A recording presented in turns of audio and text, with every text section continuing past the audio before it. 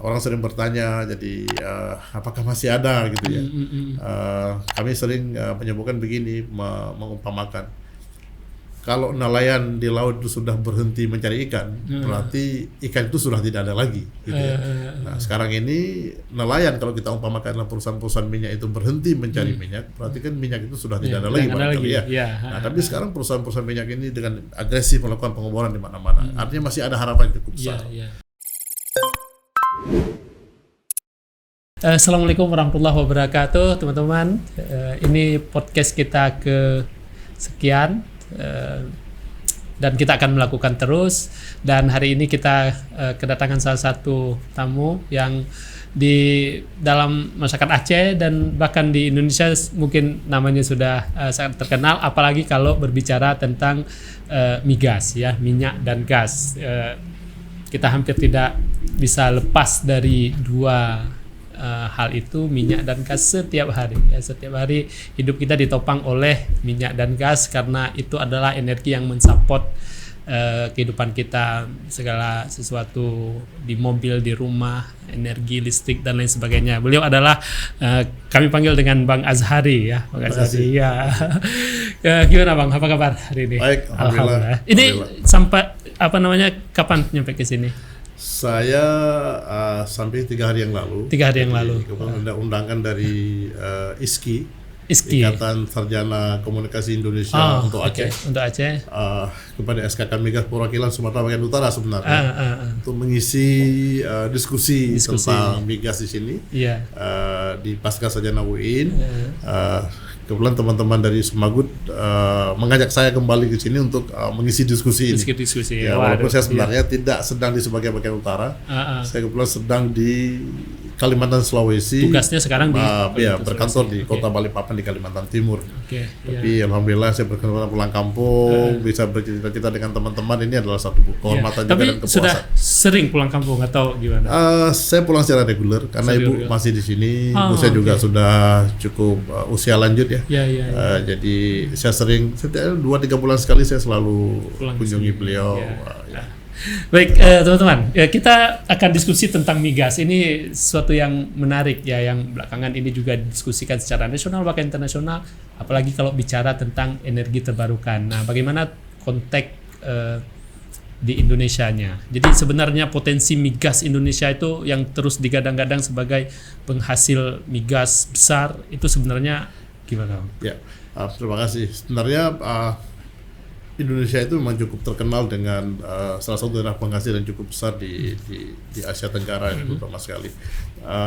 Kita punya potensi cadangan yang cukup besar, dan saat ini yang sedang kita produksikan itu memang itu dari cekuan-cekuan yang sudah kita bor, yang sudah kita pastikan bahwa di situ ada potensi cadangan yang cukup bagus. Nah, saat ini kita produksi sekitar 600-an ribu barel per hari, sekitar 610, 615 dan seterusnya. Dan kemudian industri ini memang menjadi salah satu industri yang cukup bagus untuk pendukung energi nasional dan juga untuk pendukung APBN, karena kita masih berkontribusi cukup besar buat anggaran dan pendapatan belanja negara dari sektor hulu migas. Jadi insya Allah saat ini migas Indonesia di tahun 2023 terutama sekali kita melakukan pengeboran lebih daripada 1.000 sumur ya di seluruh Indonesia. Termasuk di Aceh juga ada beberapa sumur yang kita bor untuk mencari sumber-sumber cadangan baru untuk kita bisa menambah potensi cadangan, kemudian bisa menambah produksi. Karena dari hari ke hari kebutuhan fossil fuel ini, minyak atau gas bumi itu cukup tinggi. Jadi perubahan pola hidup masyarakat, ya pendapatan masyarakat makin bagus, makin tinggi. Nah, sehingga yang dulu mungkin pakai sepeda motor, pakai mobil, yang kemudian pakai mungkin kipas angin menjadi pakai AC dan sebagainya. Nah, dan itu semuanya butuh butuh energi. Nah, jadi kita sekarang ini mengkonsumsi energi fosil di Indonesia itu hampir 1,7 juta barel per hari ya. Jadi begitu besar. Nah, sementara kita tidak bisa produksikan sebesar itu. Nah, karena itu saat ini kita terus melakukan proses pencarian sumber-sumber baru di berbagai macam tempat di Republik ini. Insya Allah kita akan menemukan nanti mungkin disebut dengan giant discovery, penemuan yang besar ya. Dan itu kemungkinannya sangat besar. Atau teman-teman geologis, geofisicists itu dengan sangat intens sekarang melakukan proses-proses seismik dan pengoboran di beberapa tempat di Indonesia untuk melihat kemungkinan untuk kita bisa mendapatkan sumber cadangan baru yang besar, sehingga kita bisa menggantikan potensi cadangan yang saat ini secara perlahan-lahan menurun. Yang namanya energi fosil ini kan bukan terbatas, energi terbarukan ya. Dia kalau kita ambil ya lama-lama lambat laun dia akan selesai. Nah, orang sering bertanya, jadi apakah masih ada gitu ya? Kami sering menyebutkan begini, mengumpamakan. Kalau nelayan di laut itu sudah berhenti mencari ikan, berarti ikan itu sudah tidak ada lagi. Gitu ya. Nah, sekarang ini nelayan kalau kita umpamakan adalah perusahaan-perusahaan minyak itu berhenti mencari minyak, berarti kan minyak itu sudah tidak ada lagi. Nah, tapi sekarang perusahaan-perusahaan minyak ini dengan agresif melakukan pengoboran di mana-mana. Artinya masih ada harapan yang cukup besar. Nah, karena itu kita sangat penting bagaimana memberikan dukungan, semangat, motivasi kepada teman-teman kita di perusahaan-perusahaan yang melakukan pengoboran ini agar mereka bisa mendapatkan sumber cadangan baru dan bisa terus-menerus berkontribusi terhadap kepemimpinan energi dalam kehidupan kita. Sambilan mungkin juga di dalam tahun-tahun yang akan datang, mungkin diprediksikan tahun 2060 itu akan jadi proses transisi mulai dari sekarang pelan-pelan ke energi baru dan terbarukan. Tapi saat ini energi fosil, gas bumi itu masih dilihat sebagai energi primer yang cukup bersih ya terhadap environment gitu, dan itu terus-menerus akan menjadi energi pendamping untuk suatu saat nanti mungkin akan digantikan oleh energi yang baru gitu ya. Dan sejauh ini kalau dalam konteks Indonesia apa saja yang sudah dilakukan untuk sebenarnya Indonesia itu punya cukup banyak ya energi terbarukan itu. Kita tahu geothermal itu adalah salah satu energi yang cukup besar di bahkan terbesar di dunia ya. Nah, ini tinggal kita menunggu kebijakan pemerintah bagaimana nanti kita melakukan proses transisi ini mengalihkan dari energi fosil ke energi yang green ya, yang lebih hijau, yang lebih friendly terhadap lingkungan. Nah, kita juga tahu bahwa di beberapa tempat seperti di Sulawesi, di Jeneponto itu juga dipasang ada namanya kincir angin itu ya, yang kemudian itu bisa mendatangkan energi. Kemudian juga ada gelombang laut, kemudian ada angin, ada matahari, ada air ya. Jadi kita punya sungai-sungai besar ya di beberapa provinsi di Indonesia seperti di Kalimantan. Itu Pak Jokowi ingin membesarkan energi di Kalimantan Utara misalnya dengan menggunakan sumber energi dari Sungai Kayan, salah satu sungai yang cukup besar, cukup bagus, cukup deras airnya, dan ini diprediksikan juga akan bisa menggantikan sedikit banyaknya energi fosil menjadi ke energi yang sumbernya dari air, jadi disebut dengan hydropower gitu ya. Nah, ini sedang dilakukan oleh pemerintah secara pelan-pelan untuk secara perlahan-lahan akan menggantikan energi fosil. Tapi ini masih perlu waktu yang cukup lama. Jadi sambil mengantar ke sana, perusahaan-perusahaan minyak sekarang ini masih terus mencari minyak dan gas bumi, termasuk di Aceh. Iya. Nah, itu bagaimana petanya di Aceh itu untuk dalam energi? Beberapa diskusi yang saya ikuti di di dalam kelompok diskusi para ahli perminyakan itu, mereka melihat bahwa Indonesia bagian barat itu masih menyimpan potensi cadangan migas yang cukup besar. Cuma di mananya itu yang sedang kita cari gitu ya. Saat ini yang intensif juga kita lakukan proses pengoboran itu adalah di Laut Andaman ya. Itu ada 2 perusahaan besar yang saat ini sedang melakukan proses untuk melakukan pengoboran, yaitu Mubadala Petroleum dengan ada Harbor Energy. Nah, mudah-mudahan mereka yang saat ini sedang persiapan akhir tahun ini, mudah-mudahan Mubadala itu sudah ngebor itu di laut dalam. Terus kemudian setelah itu mungkin di akhir tahun nanti atau awal tahun depan itu akan lanjut dibor di Harbor Petroleum. Nah, Kalau itu proses pengukuran itu berhasil, lalu kemudian bisa membuktikan ada posisi cadangan besar, ini menjadi semacam harapan besar bagi kita masyarakat Aceh ya. Walaupun itu letaknya di atas 12 mil laut. Di atas 12 mil laut itu kan pembagian hasilnya untuk Aceh kan juga ada, walaupun tidak sebesar dengan yang di bawah 12 mil laut. Kalau di bawah 12 mil laut itu kan Aceh dapat 70%, pemerintah dapat 30%. Nah sebaliknya kalau di atas 12 mil laut, Aceh itu secara undang-undang itu mendapatkan bagian 30% dari produksi itu. Nah yang menarik apa? Yang menarik itu adalah kalau kita bisa temukan potensi cadangan gas yang besar di Laut Andaman ini, itu kan jaraknya dengan Arun itu kan tidak begitu jauh, diprediksikan itu tidak sampai dengan 100 km. Nah itu bisa dipasang pipa bawah laut, lalu kemudian kita alirkan ke Arun diperbaharui fasilitas pengolahannya dan sebagainya itu, untuk kemudian kita bisa injek ke situ, lalu kemudian diproses LNG untuk kemudian bisa dikirim apakah ke dalam negeri, dipakai di mana-mana di Indonesia, di berbagai macam kepulauan, penduduk terus tumbuh di mana-mana, industri terus tumbuh di mana-mana, atau bahkan diekspor dengan harga yang cukup bagus. Apalagi dengan kondisi saat ini Ukraina Rusia lagi ada persoalan-persoalan politik, keamanan di sana, itu kebutuhan energi di negara-negara Eropa dan lain-lain itu dalam bentuk gas atau LNG itu sangat tinggi dan dengan harga yang cukup bagus. Nah kalau kita bisa temukan itu di Laut Andaman, artinya ini ada prospek yang cukup bagus. Di samping memang kita sudah punya fasilitas Arun itu, ya walaupun fasilitas permukaannya itu, surface facilitiesnya itu rata-rata kan sudah sangat tua ya, sudah sangat mature, karena memang juga lama tidak digunakan, korosif dan sebagainya. Tapi itu kan bisa digantikan, karena saat ini di Indonesia dimanapun kalau kita lihat, membebaskan tanah sekian luas untuk bangun satu PTS LNG itu tidak mudah. Itu bisa memakan waktu 5, 10, 15 tahun bahkan.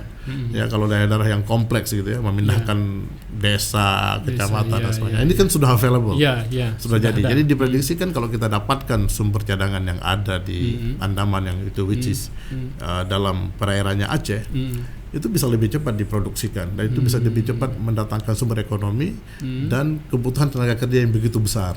Nah ini yang sedang dicari oleh pemerintah bekerja sama dengan perusahaan ini, dan mudah-mudahan kita bisa membuktikan. Selain di Andaman, untuk konteks Aceh itu ada di mana lain? Sekarang yang beroperasi ada di Aceh Timur, sudah produksi itu ada Medco Medco Energi, tapi kemudian itu tidak sudah produksi. Sudah produksi, kemudian ada Pertamina EP di eksplorasi produksi di Aceh Timur, Kuala Simpang, kemudian juga di Aceh Utara juga ada PEMA sekarang ya, PEMA Global Energy, perusahaan daerah yang mengelola sebuah lapangan di sana. Tapi kan semuanya ini sudah kita dapatkan dan sudah diproduksikan, dan lapangan-lapangan ini yang sedang kita produksikan sekarang itu adalah lapangan-lapangan yang ditemukan tahun-tahun 70-an dulu gitu ya.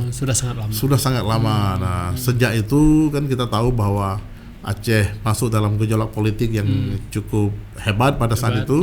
Nah, sehingga kondisi-kondisi pada itu berpengaruh terhadap proses pencarian sumber-sumber migas baru.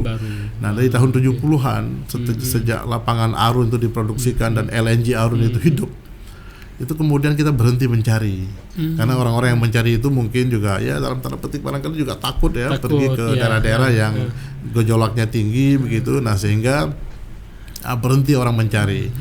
Nah, artinya kita dari tahun 70-an itu sampai sekarang itu 2020-an ini berarti sudah 50 tahun ya. Nah, kita tidak mencari yang baru ya. Jadi kalaupun ada ini dalam beberapa tahun terakhir, tapi kan masih kecil-kecil ya. Jadi proses pencarian yang kita tunda, sekian lama itu, sehingga tidak menghasilkan apa-apa. Harusnya setelah Arun itu ditemukan, pencarian tetap dilanjutkan, setidaknya diidentifikasi di sini. Identifikasi ada di mana, nanti kalau pasar sudah ada, kemudian bisa diproduksikan, bisa dijual kan begitu. Nah, sekarang ini baru dilakukan proses-proses pencarian baru. Kita tahu itu yang sering disebut di media yang disingkil itu bagaimana? Nah, singkil itu beberapa waktu yang lalu pemerintah sudah melakukan penetapan kontrak kerjasama dengan salah satu perusahaan yang namanya Conrad Petroleum, kalau saya tidak salah. Ya, mereka sudah kontrak, sudah jadi wilayah kerja. Nah, saat ini pasti mungkin teman-teman Badan Migas Aceh yang lebih tahu sebenarnya kapan akan dilakukan proses eksplorasi. Jadi bloknya itu sudah ditetapkan oleh pemerintah. Berarti tinggal tinggal ini aja. eksplorasi. Oke. Jadi eksplorasi kita cari, kita seismic survey, lalu kemudian kita bor, memang harus dibor untuk membuktikan. Nah, itu prosesnya perlu waktu. Biasa perlu waktu 5 sampai 6 tahun ya. Kalau lumayan lama, lalu kemudian mereka akan studi lagi hasil pengukuran pertama. Kalau pengukuran pertama itu memberikan indikasi ada hidrokarbon, minyak atau gas bumi, itu perlu dibor lagi 1-2 sumur di sekelilingnya. Karena itu perlu dihitung volume, yang namanya hitung volume kan panjang lebar kali tinggi ya. Itu kan berapa harus lama ada potensi di dalamnya. berapa besar potensi. Baru kemudian dilihat, oh ini bisa diproduksikan tidak? Ekonomis ya kalau saya produksikan. Saya invest sebesar ini, kalau saya jual sekian lama ini menguntungkan tidak? Negara menguntungkan tidak? Perusahaan menguntungkan tidak? Nah, itu semua akan dievaluasi. Itu perlu waktu ya. Jadi proses sekarang baru hanya sebatas kontraknya itu diberikan kepada perusahaan tersebut oleh pemerintah. Lalu kemudian mereka akan cari, kemudian mereka akan pelajari semuanya. Jadi baru ditetapkan bloknya, tempatnya. Betul. Paling cepat mungkin 10 tahun lagi kita akan mendapatkan berita-berita bagus. Tapi kalau mungkin proses pencarian dilakukan dari sekarang dengan agresif ya, dengan intensif, barangkali dalam waktu dekat kita akan mengetahui kalau di situ ada potensi cadangan gitu ya. Nah, cuma berapa besar cadangan itu harus dibor kembali. Jadi investasi itu lumayan besar gitu ya. Jadi di Aceh Singkil itu sebenarnya itu daerah Aceh Barat ya, Nagarraya dan sebagainya di perairan situ kan. Nah itu kan kalau kita tarik garisnya kan mungkin mendekati ke Aceh Singkil sana ya. Aceh Singkil di laut itu ya. Ini mudah-mudahan memberikan kabar baik kalau teman-teman kita dari perusahaan minyak yang sudah diberikan kontraknya oleh pemerintah itu mencari secepatnya. Nah itu yang perlu karena itu saya pikir semua kita masyarakat dan pemerintah itu perlu mensupport karena ini dalam masih proses pencarian. Jangan terlalu banyak dulu tuntutan ini, tuntutan itu dan sebagainya. Karena kita belum tahu nih, ini masih bawa duit mereka ke sini untuk invest. Dan itu 50-50. 50-nya berhasil 50%-nya itu gagal gitu ya. Nah, kalau dia gagal ya dia akan kembali ke kampungnya dengan tidak membawa apa-apa. Kalau dia berhasil, dia akan memproduksikan minyak atau gas bumi yang dia dapatkan. Itu akan memberikan keuntungan kepada daerah, terutama karena bagi hasil, kemudian keuntungan bagi kesempatan kerja dan sebagainya. Ketika kita bicara kesempatan kerja ini, seberapa banyak kesempatan kerja yang terbuka untuk masyarakat Aceh sendiri, untuk anak-anak di Aceh kalau perusahaan-perusahaan itu beroperasi di Aceh? Sebenarnya kesempatan kerja itu sangat tergantung kepada kita masing-masing ya, terutama sekali ada orang mungkin sekolah di sini tapi tidak mau kerja di Aceh. Ada orang yang memang tamat di Aceh dan mau kerja di Aceh gitu. Dan yang paling penting itu adalah berapa besar bisa terserap itu sangat tergantung kepada seberapa kuat kompetensi kita yang kita bangun. Kompetensi itu dibangun di kampus. Sebesar apa kedekatan pengetahuan yang dibangun itu cocok dengan kebutuhan industri yang ada sekarang. Itu kan penting. Jadi kalau itu kemudian memang relevan dengan kebutuhan industri yang ada sekarang, itu tentunya kemampuan kita berkompetisi untuk mendapatkan pekerjaan itu lebih tinggi. Jadi kalau saya itu melihat bahwa sekarang ini kan kita bicara global ya. Kadang-kadang global nasional saja dulu, nggak usah global mungkin secara internasional. Jadi teman-teman kita yang di Aceh yang mendapatkan pengetahuan di sini, pendidikan di sini juga harus berani berkompetisi keluar begitu ya. Ketika sekarang tidak ada kegiatan yang besar di Aceh yang bisa memberikan tenaga kerja yang banyak di sini, mungkin di provinsi lain di Indonesia itu sedang ada konstruksi fisik, industri dan sebagainya yang memerlukan tenaga kerja besar dan kita harus berani dan mau fly out ya, terbang keluar lalu kemudian melihat ada apa di sana begitu ya. Ya itu yang harus dibangun. Jadi semangat berkompetisi, kemampuan berkompetisi. Walaupun kita kata orang, kita kan tinggal di ujung di sini, berani nggak kita pergi keluar? Saya pikir kalau kita lihat sekarang anak-anak Aceh yang pergi keluar itu semuanya berhasil cukup bagus. Di industri perniagaan itu ribuan mereka. Di semua perusahaan-perusahaan besar mereka ada. Saya ketemu dengan banyak mereka berada di perusahaan-perusahaan minyak dan saya surprise ya. Jadi mereka sekolah di berbagai macam perguruan tinggi yang ada di Aceh, kemudian mereka berkompetisi ke sana. Walaupun juga banyak di antara mereka yang memang sekolahnya memang sudah di luar Aceh dari awal ya. Seperti itu. Jadi kesempatan itu selalu ada. Yang penting kita harus bangun semangat competitiveness itu harus tinggi gitu ya. Dan harus berani keluar melihat peluang-peluang baru yang ada di tempat lain gitu ya. Karena saya lihat juga mungkin industri yang berkembang di Aceh juga masih terbatas, sehingga mungkin belum juga begitu banyak yang bisa memberikan kesempatan kerja. Tapi selalu ada. Kalau kita mau beri contoh, misalnya kalau saya ingin katakan, saya tinggal di Balikpapan. Di Balikpapan itu saat ini Pertamina itu sedang membangun namanya ada sebuah proyek besar untuk pengolahan migas terbesar di Indonesia. Itu mereka memerlukan tenaga kerja sampai 20-30 ribu orang. Besar sekali. Besar. Dan di situ ratusan anak-anak Aceh di situ bekerja. Karena kita ada asosiasi masyarakat Aceh di Balikpapan. Kita ketemu dengan mereka. Itu mereka-mereka yang ingin pergi dan mau merantau dan mendapatkan kesempatan itu. Karena once dia mendapatkan kesempatan kerja seperti itu, dia punya network. Nanti mungkin setelah itu dia akan punya kesempatan yang lain di tempat-tempat lain. Karena itu yang paling penting itu adalah jangan milih terlalu selektif. Bekerja dulu, kemudian bangun network di situ, lalu kemudian Anda bisa loncat kemana-mana dari network yang ada gitu ya. Seperti itu. Jadi kalau tidak ada kesempatan di sini, pergi ke tempat lain. Kalimantan Timur punya IKN. IKN saat ini membutuhkan juga tenaga kerja yang sangat puluhan ribu tenaga kerja. Ya. Ada kesempatan banyak di sana. Jadi harus pergi berkompetisi, bawa bekal kayak kemampuan bahasa yang cukup bagus, kemampuan komunikasi yang cukup bagus, ya kan gitu kan. Behavior yang memang bisa diterima oleh kalangan umum begitu ya. Cara komunikasi yang bagus dan sebagainya, bagaimana saling menghargai dan sebagainya. Itu saya pikir kalau kita punya semua itu kemampuan kita untuk berkompetisi dengan orang-orang lain yang ada di luar Aceh itu juga bisa begitu ya. Gitu. Jadi harus punya juga prinsip disiplin, kerja keras gitu ya. Nah, itu saya pikir penting itu. Karena orang-orang lain sudah terbiasa seperti itu. Mereka orang lain sudah terbiasa hidup di kota besar. Tingkat kompetitiveness pekerjaan itu cukup tinggi. Nah, mereka terbiasa disiplin, harus bangun pagi cepat, begitu ya. Mereka jangan mager. Betul. Nah, mereka bekerja di dalam kultur dan dengan orang yang berbeda-beda. Bagaimana kita menghargai perbedaan itu, ya kan? Kemudian bagaimana kita bisa berkomunikasi dengan orang-orang yang berbeda culture ini dan sebagainya. Nah, ini yang paling penting bisa kita bangun di dalam kita masing-masing, dalam diri kita masing-masing, untuk kemudian kita pergi keluar dan kita bisa beradaptasi dengan semua lingkungan gitu ya, dan bisa mendapatkan kesempatan kerja yang ada gitu. Ya, dan itu sangat terbuka dengan banyaknya proyek nasional, khususnya kalau di Indonesia kita bicara, tapi sebenarnya terbuka juga untuk luar negeri. Bicara kan sekarang ini saya baca-baca, saya kemudian anak saya juga sedang mencari-cari kerja ini, saya lihat itu working visa ke luar negeri itu membutuhkan banyak sekali tenaga kerja di negara-negara yang saat ini krisis tenaga kerja gitu ya, terutama sekali pekerjaan-pekerjaan yang mungkin tidak mau dilakukan oleh orang lokal gitu ya. Itu Australia, New Zealand, saya lihat di Eropa, di Amerika itu kebutuhan tenaga kerja itu tinggi gitu. Jadi kembali lagi kemampuan kita berbahasa itu yang penting gitu ya. Yang paling penting dulu bahasa, ya kan?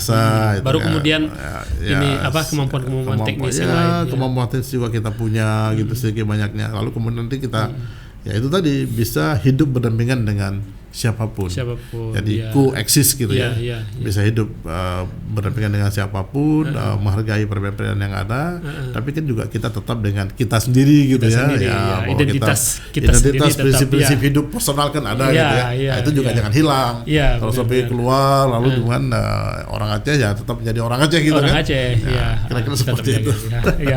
Baik Bang, terima kasih banyak ini perbincangan kita yang sangat menarik ini. Saya kira mungkin lain kali kita diskusi lebih dalam lagi tentang migas ini, tentang bagaimana membangun Aceh ke depan. Ini mungkin hari ini kita cukup sebagai pengantar awal, ya kan? Terima kasih sudah datang ke sini, memotivasi juga ya. Dan saya kira ini kita belajar banyak dari Bang Azhari juga, kuliah di bahasa Inggris tapi kerjanya di perminyakan, sudah jadi dosen tapi masih tertarik dengan tantangan baru dan berani keluar dari dosen juga. Itu sudah sangat luar biasa. Surat saya dulu kepada Pak Rektor mengundurkan diri itu, saya bilang saya tidak mengundurkan diri. Surat saya bilang begini kalimatnya, saya mohon izin Pak Rektor untuk melakukan pengabdian untuk bangsa dan negara ini di tempat yang berbeda. Dan ternyata gitu. Berhasil. Artinya juga ini mengabdi gitu ke negara. Saya masih bekerja di bawah merah putih gitu ya, untuk kepentingan negara gitu, kepentingan masyarakat. Sama juga dengan teman-teman yang mengajar juga mendidik anak-anak ini untuk kepentingan bangsa yang lebih besar. Lebih besar. Wah, terima kasih. Luar biasa. Terima kasih Bang Azhari. Terima kasih teman-teman. Assalamualaikum warahmatullahi wabarakatuh.